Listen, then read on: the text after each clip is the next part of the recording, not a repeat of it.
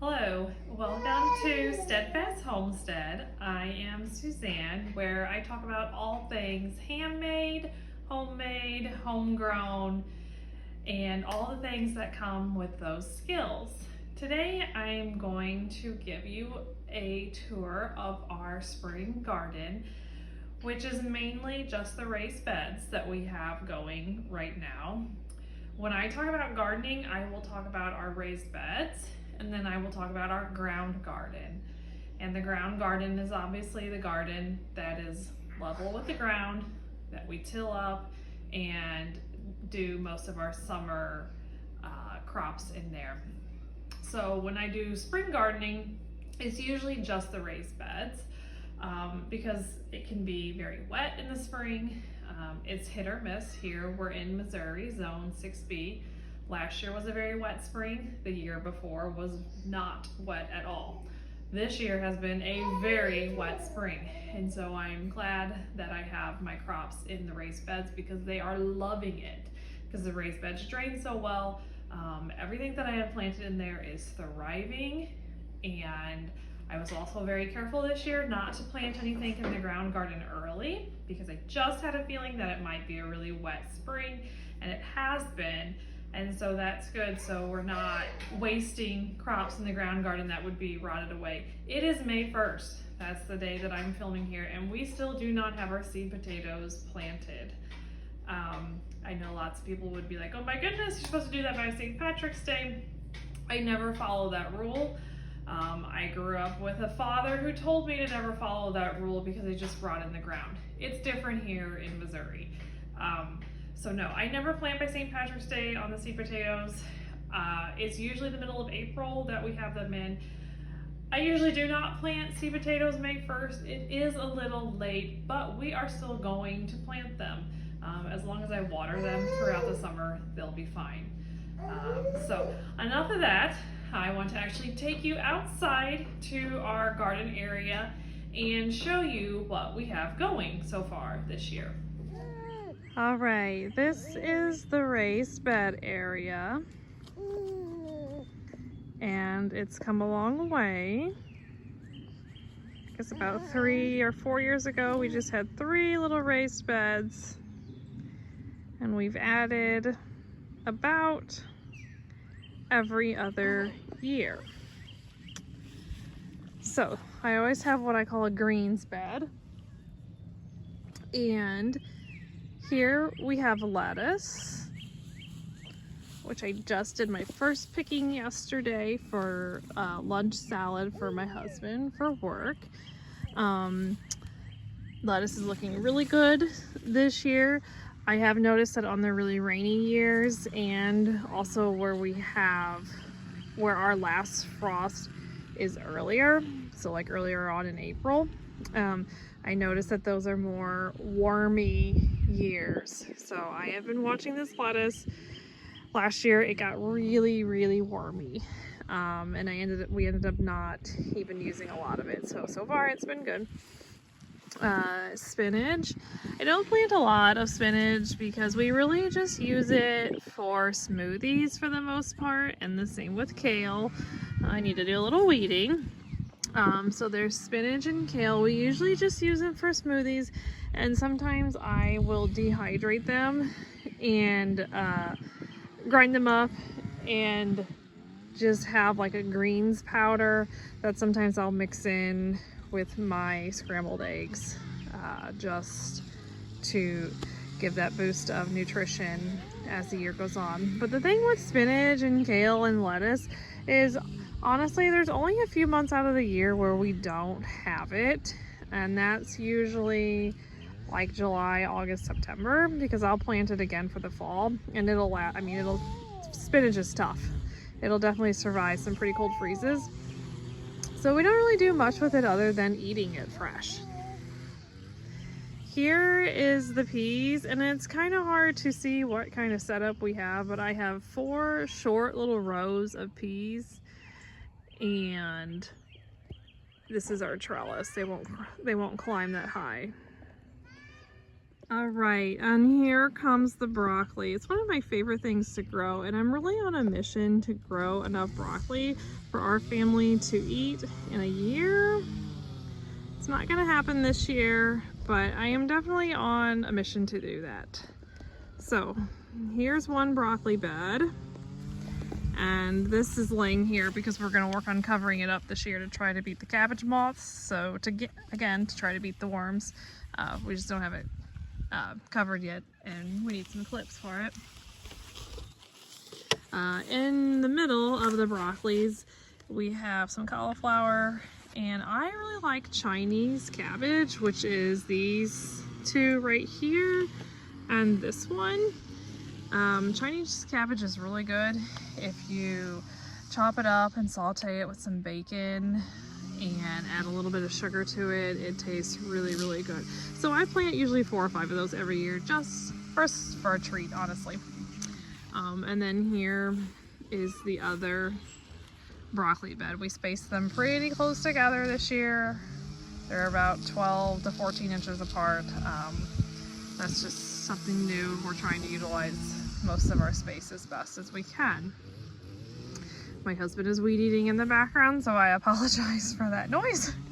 When we were building raised beds this year, we had a little bit extra wood left over, so my husband just tacked this teeny tiny square on the end of some beds we already had.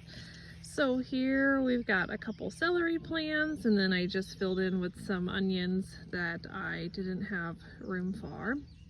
And I will tell you, on my onions, I rarely grow onions from seed anymore.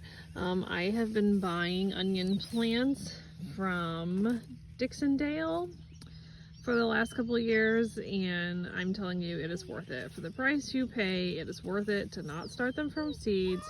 They already come pretty developed, and I should have taken a video when I got them in and planted them, but it is worth it. But I have a whole nother bed of onions. This is just this part. Moving on to here, I grew tulips this year and sold them as some cut flower bouquets for Easter. And this is just the end of the tulip bed. I had 500 tulips in here, and this is just all that's left. I need to get all of this pulled out, and then there'll be more space for planting. I did go ahead and just throw in a couple tomato plants and another cabbage in some of the area that I'd already had cleaned out from tulips. Okay, this whole bed is carrots, and they're just starting to come up. I mean, they've been up for a while, but they're starting to actually look like carrots. And so there's a lot of weeding that needs to be done, but I'm not going to weed until the carrots get bigger to make sure that I'm only getting the weeds and not the carrots. Mom.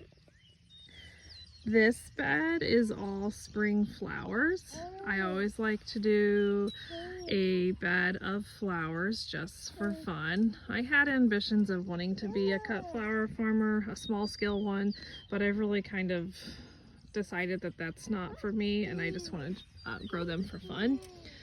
So in here is stock. Stock is beautiful and smells so wonderful. I highly recommend you grow it. I have a couple straw flowers in here. I just kind of threw some random flowers in this year. There's some yarrow and status, and then these are a little row of bachelor buttons. I really wanted a blue flower this year, and bachelor buttons are really probably one of the only blue flowers that you can find that you could actually use for bouquets. My father died this past November, and I really want to keep fresh flowers on his grave throughout the summer. So I wanted something to attempt to be masculine, and he was also a veteran. So I am just kind of going with the red, white, and blue theme. So these are the blue bachelor buttons. And then I ordered red zinnias specifically for that, because red zinnias really are not that pretty. And then I have some white cosmos and some white dahlias that I'll add into the bouquets. So I'm hoping to keep some fresh flowers on his grave, maybe every week or so, every couple of weeks. And then I've got some snapdragons that are looking pretty good. And I tried ranunculus this year for the first time, just for fun, just something to try. And just a few of them. There's only maybe 10 or so in here. And they are getting ready to open as well. So that's my spring flower bed. Okay, next is my big bed of onions. It also really needs to be weeded, but I'm still waiting a little bit on that before I start tackling that. There's probably about 100 onions in here, plus I have that other small spot. We have had trouble in the past drying onions and they're rotting, so this year we're actually just going to freeze these pretty much as they become ready to harvest. Moving on to this bed, I just threw in a couple tomato plants because I had the time and space, but otherwise it's empty and it will be peppers and herbs. And then this bed is going to be all dahlias. I had some dahlias last year and I was able to separate the tubers and get some cuttings going. Got some tubers woken up around March and started to take some cuttings in April. So those are in here. Plus I have some tubers planted and then a couple more cuttings. They're all kind of sporadic here. And then I've got plenty of empty space yet for what I have coming. And over here in between our ground garden and our raised beds, we have a row of blackberries, which has been very abundant for us, and they are doing well. And we put in another row about a year or two ago, and they're just starting to come up and thrive. And this is the ground garden. As you can tell, we have standing water. It has been a very wet spring, so there's nothing in it. We did bring over a bunch of compost this winter. We do that about every other year. We actually don't do compost every year. So it's looking really good, and if it ever dries out, we will be ready to plant. I'm very confident that our last frost date has passed, and so we are ready to go. We just have to get this soil dried out. I have so many tomato plants that I started from seeds that I did just throw a few in there the other day. So those are in there as well. But otherwise, the ground garden is a pretty large space for us, and it is ready to go as soon as it dries out. Okay, and the last thing is all my seedlings that are ready to go in the ground garden when it finally gets dried out.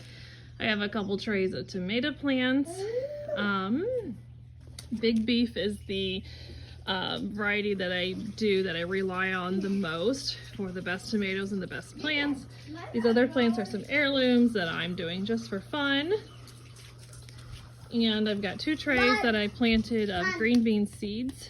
I'm going to try to put my green beans in as actual plants this year and not just seeds, because I have found that the wetter the spring, the more soil issues we have and the seeds don't come up as well. There's some cosmos and gomphrena and some more dahlia cuttings ready to go. So that's everything that'll be started and put into the garden as a plant. And then we'll get started on direct seeding some stuff too pretty soon.